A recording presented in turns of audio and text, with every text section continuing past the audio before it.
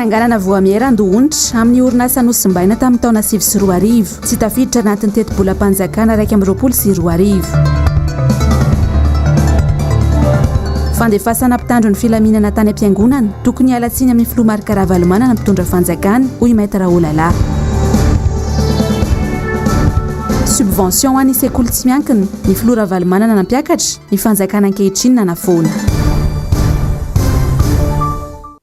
Tomboky lahy sy tomboky vavy mankasitraka anao hatrany manaraka ny fahitalavitry ny MBS amin'izao alin'izao Alakamisy fatelo ny volana Desambra ny taona 2024 asaiko ampanajany ianao anaraka ny fotoana ny fampahalalam-baovao hatramin'ny farany. Fahentsika anomboana ny vaovao ary amin'izao alina izao dia mitohy hatrany ny tolo-tanana atao an'ireo vahoaka mpiray tanindrazana amintsika izay anjadiny keria ny atsimoany amin'izao fotoana izao. Isinetsika ho atao eny amin'ny magrobe oririka ny sabotsy izao natao indrindra anangonana ireo fitaovana sy fanampiana ho an'ireo malagasy mpiray tanindrazana amintsika any atsimoany. Mialy rary nombana sy Manorandray Malala ary no mitatitra amintsika ny andindininy izay. Tiako izy ka omeko tanora mifanampy manova ny tontolo. Io no lohahevitra nampisalorana ny hetsika tolo-tanana ho an'ireo kereany atsimo izay atao eny amin'ny magrobe oririka amin'ny asabotsy ho avy izao. Omena sehatra andray andraikitra ary hitondra ny voatsirambony tanany amin'ny tsy fanampiana ity ireo tanora sy ireo malagasy tsy ankanavaka na any amin'ny faritra na avy any ivelany. Nitondra ny anjara biriky ireo fikambanana iraisam-pirenena isan-karazany fa tsy latsa-danja ary asongadina ao anatin'ny hetsika io ihany koa ny firaisan-kinana ny mpiray tanindrazana.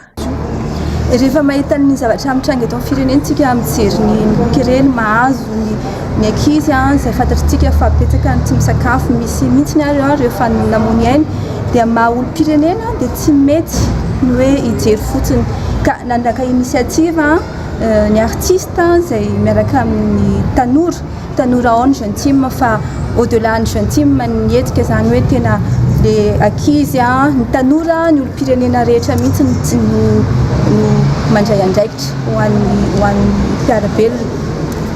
Betsaka le ny olona izany efa manana etaety satria rahantsika malala fa na ny ivelany ary na ny communauté internationale ary tonga midododo mamonjy ny malagasy ny mpiray tanindrazana amintsika dia araka ny tenin'ny tanora amin'izao fotoana ahoana kosa moa no tsika malagasy veny tsy andray anjara ny tondra ny anjara aplikitsika noho izany dia tena manainga ny rehetra mihitsy izay manainga ny mpiray tanindrazana rehetra mihitsy izay hitondra tolo-tanana ho an'ny kere raisina ampifaliana daholo na arizato ary no entinao na ronjato no entinao vary no entinao ny essentiel izany dia ny firaisan-kinantsika firaisan-kina malagasy. Manana ny anjara andraikiny ihany koa ireo mpanakanto ao anatin'ny zava-manjo ireo vahoaka tratra ny tsy fanjarian-tsakafo lalina any atsimo ireo.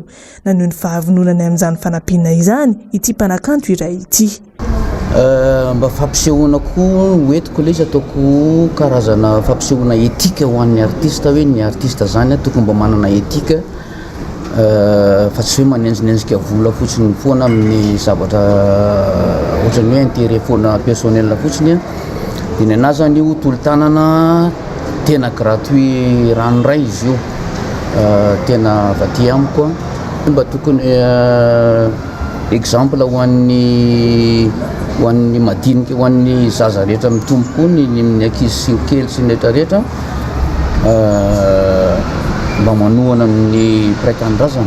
Misokatra ho an'ny rehetra ary tsy hanavahana n'iza na iza ny hetsika fiarah-mientan'ny malagasy rehetra ny tanjona. Mampalahelo ireo namantsika ireo tokony mena tolo-tanana ao anatin'izay no hanetanana antsika rehetra amin'ny sabotsy maraina manomboka amin'ny folo misokatra ny vavahady mahakasika izay tolo-tanana izay ho an'ny rehetra izany izay tsy hakanavaka na inona tokony misy anao na inona asehatra misy anao dia entana mpitiavana ho avy eo satria tolo-tanana ho an'ny mpiray tanindrazana natao ao fa tsy misy zavatra hafa fa tolo-tanana. Ao anatin'ny mangarahara tanteraka no hanaovana ity hetsika fanampiana ho an'ny kere ity.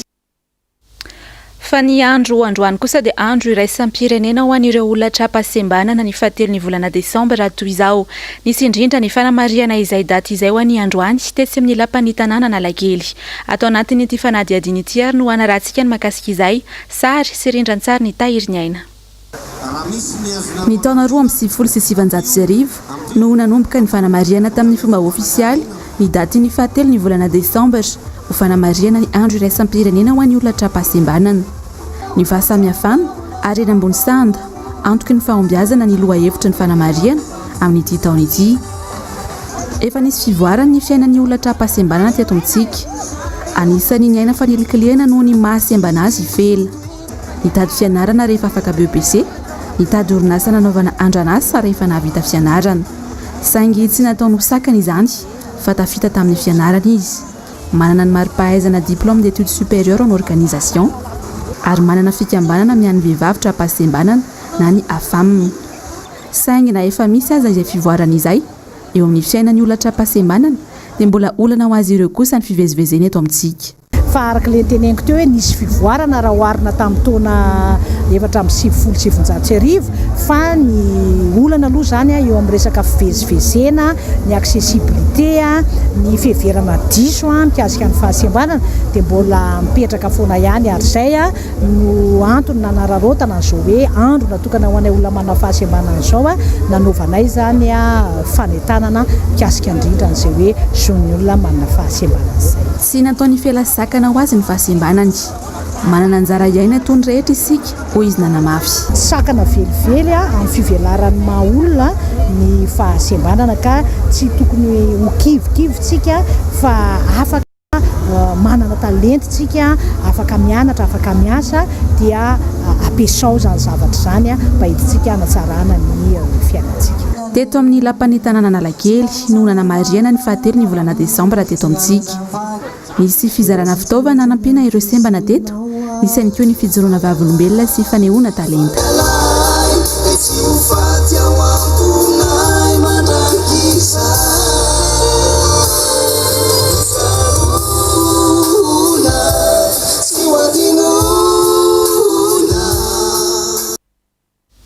Eo amin'ny pejy ny fampianarana kosa indray ary dia mitaraina amin'izao ny avy amin'ny sekoly tsy miankina noho ny fanafoana ny fanjakana ny fanampiana izay tokony hositrahan'izy ireo na ny antsoina ihany koa hoe subvention. Na ny heviny mahakasika izay ary androany ny filohan'ny délégationy nasionaly ny sekoly tsy miankina eto Madagasikara. Mialatra ary nombana Manora Andriamalala. Fangatahana ny hijereny ny fitondram-panjakana ny karaman'izy ireo taorian'ny fanambarana nataon'ny filoham-pirenena Vaovao Mbs ny karama ambandrindra no nataon'ireo sekoly tsy miankina kinanjo fanafoanana ny fanampinana azy ireo isan-taona no setriny izany. 20 taona lasa no nanomboka nandray ny fanampina ireo mpampianatra avy amin'ny sekoly tsy miankina ireo ary 4 alina ariary no noraisin'izy ireo tamin'izany fotoana. Ny filomarika Ravalomanana no nijery azy ireo tamin'ny fitaom-pitondrany ka nampiakatra izany ho 4,4 alina ariary izao nofoanany ny fitondram-panjakana izao. Mariky ny fiaraha-miasa ihany araka ny hoe tsy hanika avoky fa voninahitra ifanomezana raha 24,000 ariary isan-taona tsy havita inona ny fiainan'ilay mpampianatra na ny ao amin'ny asa fanabeazany fa marika fiaraha-miombonantoka. Dia misy ihany koa ny fitsinjovan'ny sekoly tsy miankina ny ray aman-dreny izay tena sahirana kanefa misafidy hampiana-janaka ny amin'ny sekoly tsy miankina dia amin'ny ekolazy ambany zany.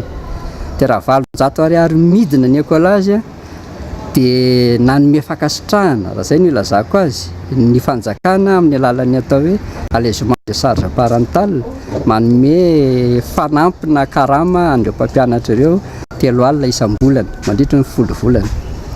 Dia ny direction nationale na ny fivondronam-be ny sekoly tsy miankina indray manefa ny mission an'ny ministère de l'éducation nationale amin'ny alalan'ny fanomezana formation an'ny mpampianatra izay fantatra fa tsy nataon'ny fanjakana hatreto fa anjaranay zany no mitady an'izay dia misy budget kely men'ny fanjakana ho fanampin'izay.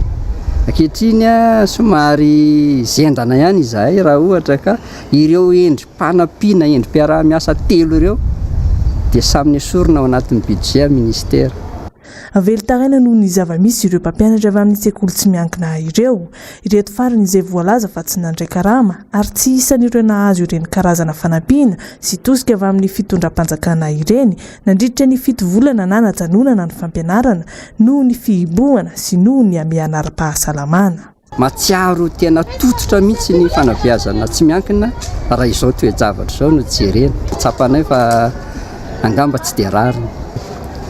Ampiseho ny heriny ny sekoly tsy miankina, ampiseho ny fahavononany amin'ny fanabeazana an-tsitrapo ny mpampianatra aty amin'ny privé dia fa tsy maintsy hitady izay loharanombola ahafahana manatanteraka ny fanabeazana io izay mbola averiko foana fa tsy ho vitan'ny fanjakana samy irery raha mijery ny isan'ny efitrano fianarana aty amin'ny sekolim-panjakana sika dia fantatra fa tsy ahazaka ny zaza malagasy mihitsy. Mpampianatra tsy latsaky ny 7 arivo moa no voakasika ity fanafoanana ny fanampiana tokana ho an'ny sekoly tsy miankina ity. Eo amin'izay pejy ny fampianarana izay hatrany dia toa nagaga ny rehetra ny fanambarana izay nataony minisitry ny fanabeazam-pirenena fa tsy natao ho an'ny zaza malagasy rehetra ny sekoly manara-penitra. Fanampanazavana mahakasika izay indrindra no tanteriny Zavandre Mahefa sy Mathieu Prince amintsika ato anatiny ity fanadihadiana ity. Ny talatalasa teo no nanambara amin'ny minisitry ny fanabeazam-pirenena fa tsy natao ho an'ny rehetra ny sekoly manara-penitra ary isy ny sivanaka izay mahay sy mendrika ihany no raisina. Ny fanontaniana mipetraka dia ny hoe fangasana atao ho an'ny zaza malagasy rehetra indray io sekoly io. Ny tsapa dia misy ny fanavakavahana eo amin'ny samy zaza malagasy. Ny zanaka malagasy tsy mahay ray tompoko no mandeha mianatra fa nefa mahay tsy tokony makany ampianarana. Ka raha ohatra ka mitady efa mahay ianao dia sao dia tsy tokony eto ary ny hanovanao ministra fa tokony toerakafa ny tokony hanovanao ministra. Fa ny zanakay izay tsy mahay no andeha ampianaray. Zay tsy fahaizan'izay no ampianarana iazy. Ka raha izay ny fiteninao dia mamaly anao zahay hoe sao dia tsy tokony eto Madagasikara ianao ary fa mitoerakafa ny tokony hipetrahana. Ny hita dia variana amin'ny fisehosehoana sy ny fananganana foto-drafitrasa fotsiny ihany ny mpitondra kanefa ny olana ny fotony tsy hita ny fanjakana akory. Ohatra amin'izany ny ankamaroan'ireo mpampianatra firam izay mbola tsy nisitraka ny karama nandritra ny volana maro. Nanomboka tamin'ny confinement fa nampaneny lakolosy ireo mpampianatra ireo. Jusque mandrak'izao dia mbola mampaneny lakolosy ihany izy. Nefa ireo no mampianatra ilay zanaka malagasy, tsy ny ministra no mampianatra fa ireo no mampianatra zanaka malagasy. Miala tsiny tompoko, omeo azy ny anjarana. Omeo azy ny anjarana mba tsy fanomezantsika tsiny eto amin'ity firenentsika ity. Eo amin'ny pejy ny toe-karena kosa indray ary dia sehatra iray mampiroborobo ny lafo ny ara-toe-karena ny firisoan'ny tanora malagasy andraharaha. Maro anefa ny sakana tsy ahafahan'ireo tanora miroso amin'izany tontolo ny fandraharana izany. Manoloana izany indrindra dia nisy androany ny atrikasa no tanterahin'ny fikambanana iray teny Ankerana teny. Zavandre Mahefa sy Mathieu Prince hatrany. Azo atao tsara ny manome vahana ny tanora malagasy andraharaha indrindra eo amin'ny tontolon'ny fambolena sy ny fiompiana. Raha ho an'ny eto Madagasikara manokana dia hisehatra io no mbola midadasika kokoa ahafahana miary. Ilaina nefa ny fanohanana azy ireny eo amin'ny lafiny ara-bola sy ny fanomezana tany ahafahany miroso amin'izay seha-piariana izay.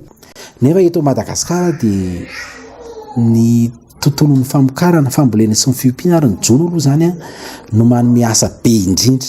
Mbola tsy misy mpisehatra hafa na dia eo ary ny tourisme, eo ny mine, eo ny sehatra industrie sy ny rehetrarehetra dia mbola eo amin'ny seha-pamokarana ihany aloha zany zao no misy manome asa be indrindra ho an'ny tanora malagasy. Dia noho izay anton'izay zay dia ohatrany hoe nanasa partenaire technique financier maromaro zany zay ary ohatrany hoe nanao plaidoyer tamin'izareo hoe andaontsika hiara isalaha hijery vahaolana anomezana vahana izay hoe fahazahoan'ny tanora tany izay.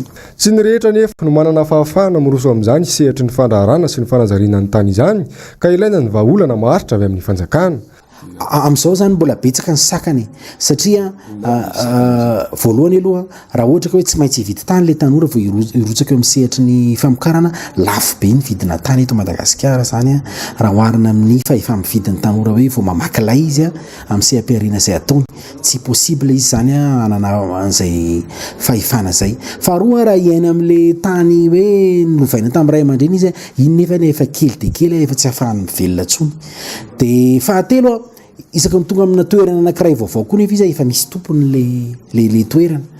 Dia izay zany no hoe tsy misy hoe fiaraha-miasan'ny fanjakana sy ny programa nasan'ny fanjakana ihany koa zany mba ahafahana mitady vahaolana maharitra amin'izay hoe fampiasan'ilay tanora le tany izay Fa manoloana kosa ny fahasairana nefa mianjady amin'ny vahoaka malagasy rehetra manerana nosy amin'izao fotoana izao dia mbola natsahatra tamin'ny asany indray ihany koa amin'izao ny mpivarotra mandehandeha sy mitondra chariot any Mahajangany. Maneho ny fahasairana ny ary maneho ny fitarainana araka izany ireo mpivarotra ireo araka ity fitaterana samy mamonjy MBS Mahajanga izao azy ity. Latsaka kanterena amin'izao fotoana izao ny firenena ary latsaka ketrena ny vola Mahajanga makasika ny reto mpivarotra reny mitondra ny sary eo ireny. Eo ihany koa ny mpivarotra brochette izay hoentina mandehandeha amin'ny tanana ary indrindra ny mpivarotra ny voanio izany. Manambady manjanaka avokoa izy ireo amin'izao fotoana ary maniry ny toizan'ny asan'izy ireo fa tsy tokony atao ny anakatonana sy anafanana an'izany asa izany. Mangataka amin'ny commune izy ireo mba hisy ny fiara-miasa amin'izy ireo ao anatin'izany asa. Indrindra fa nareo mpitondra fanjakana zareo anay ambany na mivarotra mandehandeha sy mifidy na brochette na kizavo sy olo-tainany aho miteny eto zao ary olona sy manam-pahaizana sy manana diplôme anefa dia velon-taina brochette no amelimako mivady aman-janaka. Asan'io aho samborinareo izay ho congelenareo agny aminareo agny tananay nefa nay sy vola hakanay an'io satria io velon-tainanay io no ahitanay vola io no azahoanay ny fatranonay agnefanay ziramanay anefany mbola anjehinareo zao zany zay sy azo ivarotra ka mangataka aminareo zay mba hao ny olana fa isorako betsaka nareo raha mamaha ny olana raha nefa raha sy vovahinareo io sy maintsy ataonay foana lesanay satria io velon-tainanay zay sy te hiasa rasy sotra toko.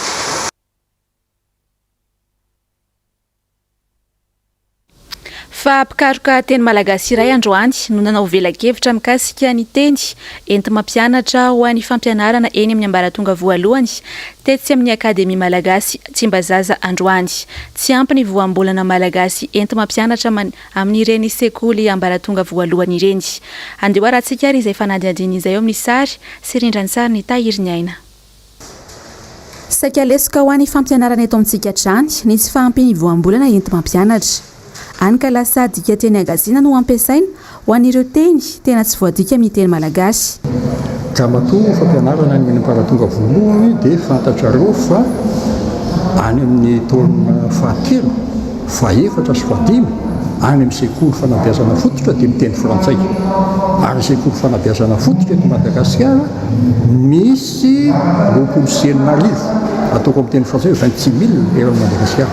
Tsy mahay miteny frantsay nefa ireo ankizy kely ireo dia eto Antananarivo fotsiny etomerana zany aliam-bodinakaratra na ny anaty alany Maroantsetra na ny Besanampy betsaka tsy mahay miteny frantsay ilay ankizy malagasy dia ampianarana teny malagasy izy dia ny teny enti-mampianatra zany atao amin'ny teny malagasy ka namboarina ilay teny enti-mampianatra na ny abidi zany na ny fomba fanisana ho avo lento manaraka fitsipika tanteraka misy tsy manaraka ny fenitra sy ny fitsipika ihany koa ny fomba fanisana eto amintsika.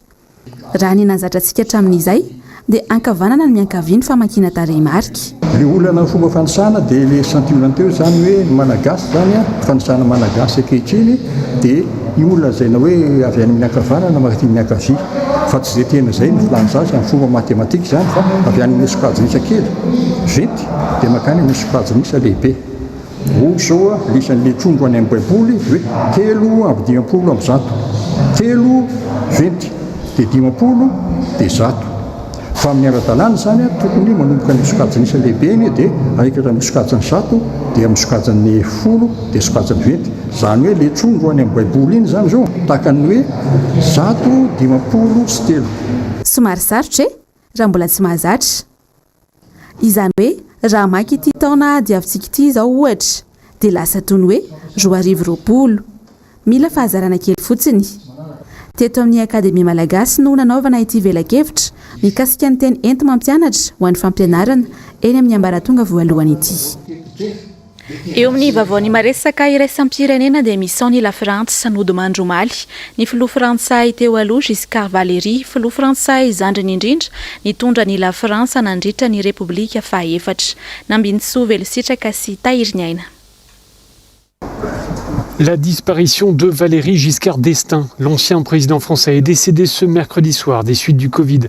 Nalefa teny amin'ny hôpitaly Georges Pompidou, tany Paris, i Valéry Giscard ny volana septambra teo rehefa hitan'ny fianakaviany fa tsy tomombana ny fahasalamany.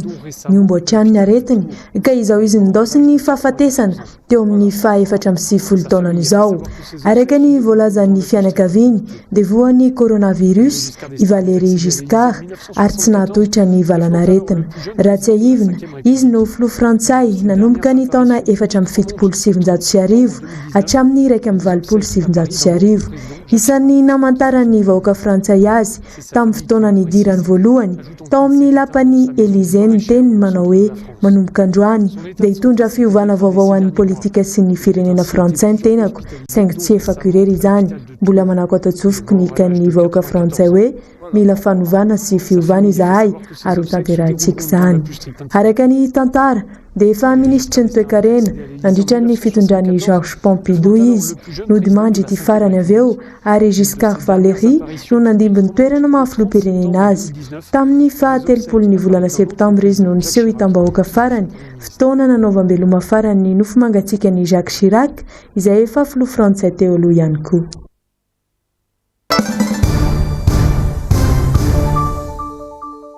Izany dia ny vaovao politika indray no hanoizantsika ny vaovao manomboka eto dia manoloana ny fanaratsiana sy vaovao diso ahely momba ny mpifidy lehibe vaventy lany tamin'ny anaran'ny tokotim izay lazaina fa andray anjara amin'ny fifidianana loholon'ny Madagasikara ny 11 ny volana Desambra izao dia namaly izany. Nisy olombavambahoaka iray lany tamin'ny anaran'ny tokotim nambarany fa matanjaka ny tokotim matoa aratsiana toy izany. Asinandria malala sy Andra Rakoto malala.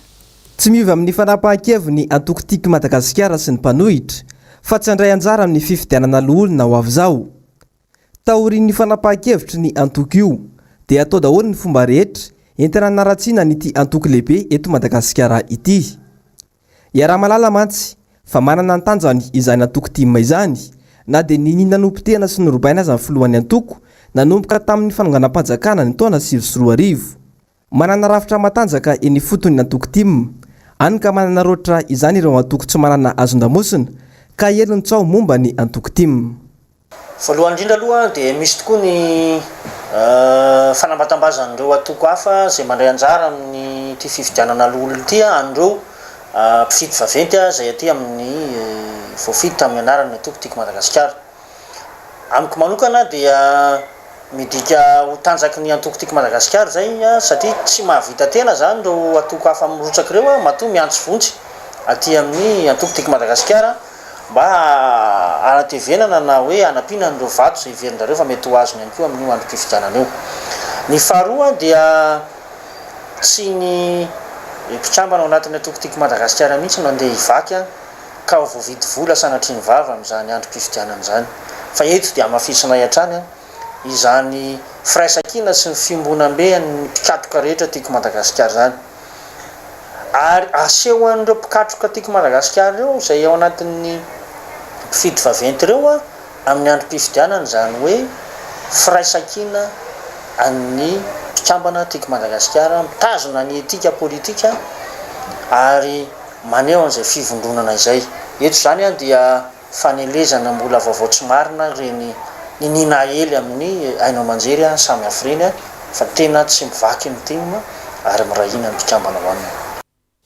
Fa mbola vary mangatsika eto amin'ny firenena kosa ny toy ny rara fanonerana ireo trosa izay atokony honerany fanjakana ho an'ireo orinasa ny ara ny fandrobana sy ny fanampitehana tamin'ny fanonganam-panjakana ny taona 2024 ireny. Tsy voasoratra ao anatin'ny teti-bola ifeny teti-bola-panjakana ho an'ny taona 2024 nefa izany teti-bola izany afahana manangana indray ilay rafitra iray iresahana indrindra io fandoavana onitra io ho indrindra ny nambarany solombavam-bahoaka ny Madagasikara Alain Ratsimbazavy. Asinandria sy Andra Rakoto malalatrany. Natsipy ny komity ny fampiavanam-pirenena na ny CFM any amin'ny fahefana mpanatanteraka ny momba n'ilay onitra tsy maintsy alohan'ny fanjakana amin'ireo orinasa noropaina sy nompotehana tamin'ny fanonganam-panjakana ny taona 2024. Nambaran'ny filohan'ny CFM mantsy tamin'ny fandalovan'ireo solombavam-bahoaka teny amin'ny fohy be toerany CFM fa tsy maintsy atsangana ny voamera iray isana ny fandoavana ireo onitra ho an'ireo orinasa nosombaina ireo. Ny mahagaga dia tsy nampidinina tao anatin'ilay volavolan-dalàna ifeny teti-bola-panjakana taona 2024 izany. Mariana manokana fa matoa ny fanjakana tsy noroso tamin'ny fametrahana an'izany teti-bola zany teo anivon'ny lalàna amin'ny feny teti-bola 2024 na ny LFI 2021 tsy ahitana taratra mihitsy an'ireo fanomerana ny izay niaram-bona sy izany hoe fananganana komity samihafa zany dia midika zany fa tsy manana volonté mihitsy ity fitondrany ity na ny tsy manana nyle antsoina hoe finiavana ny iroso amin'izay lafiny fiahina andreo olona ny arambony reo satria dia raha mafisipeto fa tsy ahitana taratra ny fanonerana andreo ny arambona mihitsy raha ny lalàna amin'ny feny tetibola ao amin'ny taona 2024 raha tsy aivina dia voasoratra mazava tao anatin'ny tondrozotra ary efa nekeny ny mpitondra fanjakana amin'izao fotoana io ny momba ny fanorenana trosa ho an'ireo orinasa izay norobaina sy nompotehana tamin'ny fanonganam-panjakana ny taona 2024 ireny.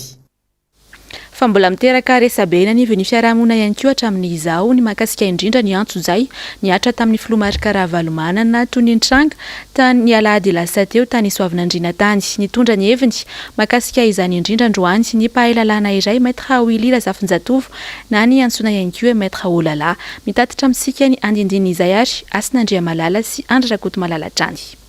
Tsy mampahatra ny mpitondra fanjakana eo amin'ny toerany ny atsonjay sy ny ramatahora ataon'ny fanjakana amin'ny filomarika Ravalomanana hoy ny mpahay lalàna Maître Willy Razafinjatovo na Maître Olala nambarany fa atsonjay ity tsy fipetraka ireny tranga tany Soavinandriana ireny. Za sy te hanao hoe mpananatra na hoe donneur de leçon fa tiako terenina fotsiny ary mbola verimberiko foana izay teny zay tsy toetra tahaka an'izao akory ny tiavan'olona anareo eo toerana misy anareo satria nareo mpitondra firenena amin'izao fotoana izao fa adidy hafa nandrasana taminareo iarovana vahoaka sy ampirindra fiainana fa tsy anao mizanatsindrinila anao fa naparapahefana anitsakitsaka ny sasany satria raha toetra tahaka an'izao nataonareo hoe misy olona tsy tianareo dia noho fahefana ampilatanareo dia alefanareo io fahefana io anitsakitsahana ny sasany dia hoy izy hoe izay toetra izay indrindra zay tsy mety ataonareo zay no tsy tiavan'olona anareo minoanareo fa ohatra fotsy tamin'ny SVM teo iny fa raha mbola ilatsaka ianareo dia manaraka tsy ho tian'olona intsony nareo zao toetra ratsy ataonareo zao magagana amin'ny zavatra io dia zao maninona loatra re tompoko hoe olona any am-piangonana ve dia andefasana maramila sy gendarme mitondra basy zany any am-piangonana zany samy nahita tamin'ny télé rehetra fa tany am-piangonana mihitsy le izy matoa olona makany am-piangonana dia te hiaona amin'le mpamonjy dia jesosy na izezo na jesosy zay tetika nambana azy hiaona aminy zany natongavan'olona any fa tsy hiaona mpitondra basy akory satria ny fahitanay vahoaka le maramila sy gendarme hoe makany ho any am-piangonana akany le mitondra basy hoe hitady jesosy hitifitra ny jesosy ve sa hanao inona.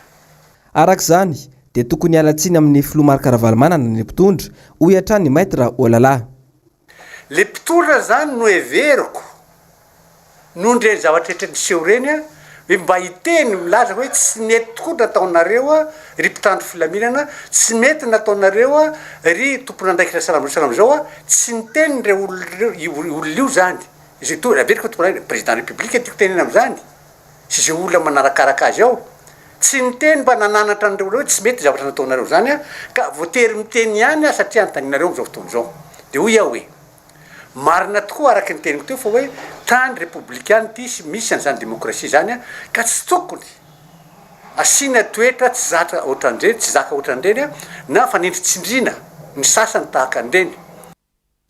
Andeha ho an'ny fianaran-tsoa kosa isika amin'ny toy ny vaovao manaraka eto anjakazakany mpiandany amin'ny fitondrana ankehitriny avokoana ny fananam-panjakana na hatramin'ny fananan'olo tokana azy toy izany indrindra ity zava-mitranga ao ampasambaza fianaran-tsoa ity Vaovao Mbs Alakamisy.